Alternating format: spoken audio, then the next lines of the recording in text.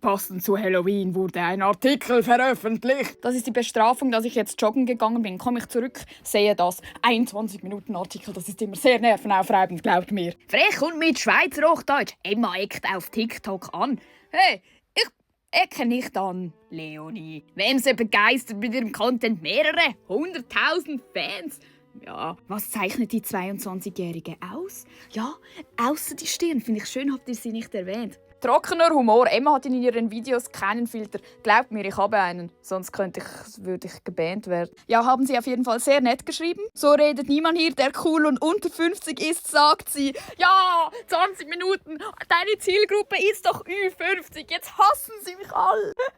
Ich habe hier natürlich alles Daumen hoch, oder? Geht ja um mich. Deine Meinung zählt. Das Thema bewegt mich. 94% nein. Ich fühle mich gut informiert. Nein. Der Artikel ist fair. Nein. Glaubt es oder nicht, ich habe nichts bezahlt für diesen Artikel oder so. Die Ü50er. Schon gut, ihr dürft so Hochdeutsch reden. Ich persönlich finde es eben nicht mehr gut.